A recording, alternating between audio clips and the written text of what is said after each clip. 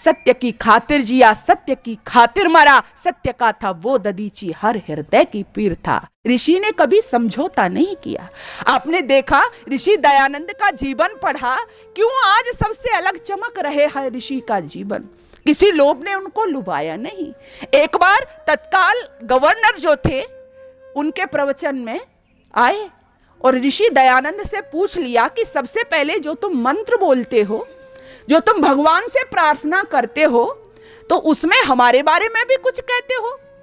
ध्यान देना, उसमें हमारे बारे में भी कुछ बोलते हो, ईश्वर से प्रार्थना करते हो। तो ऋषि दयानंद हंसते हुए कहते हैं कि बिल्कुल आपके बारे में प्रार्थना करते हैं। अब आप भी समझ गए होंगे कि वो गवर्नर क्या सुनना चाहता था।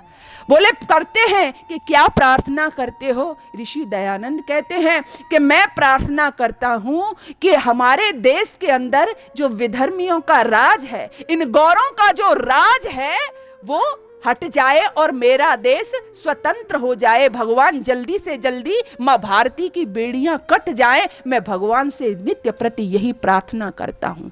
निडर स्वामी दयानंद का उत्तर सुनकर के अबाक रह गया था वो गवर्नर।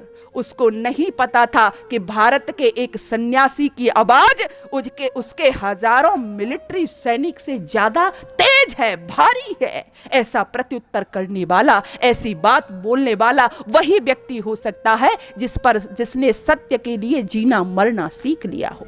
वरना तो हम देखते हैं गवर्नर नाराज हो जाएगा, हम देखते हैं हमारे व्यापार में घाटा हो जाएगा, हमें हानि हो जाएगी, हम सत्य नहीं कह पाते। इसलिए सत्य के पुजारी ने आर्य समाज के जो 10 नियम बनाए, उनमें जो 5 नियम है आप देख सकते हैं हर जगह किसका प्रयोग किया?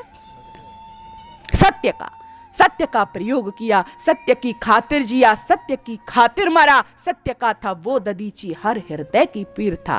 वो कृष्ण की बड़ाई करें, चाहे कृष्ण के विषय में लिखे, यानी अपने महापुरुषों के विषय में जो गलत हो रहा था, चाहे वो उनके विषय में कहें, चाहे वो अपने शास्त्रों के विषय में कहें, चाहे वो अपने देवी देवता के विषय में कहें, चाहे वो अपने ईश्वर के विषय में कहें, भगवान के विषय में कहें, जो सत्य बात है उसको उन्होंने इस दुनिया के सामने परोसा। वो सत्यार्थ प्रकाश उन्होंने दिया कि जिसको पढ़ करके मानव जाति जो अंधेरे में ठोकरें खा रही थी, पाखंड गुरडमवाद में भटक रही थी, वो सही मार्ग पर आए।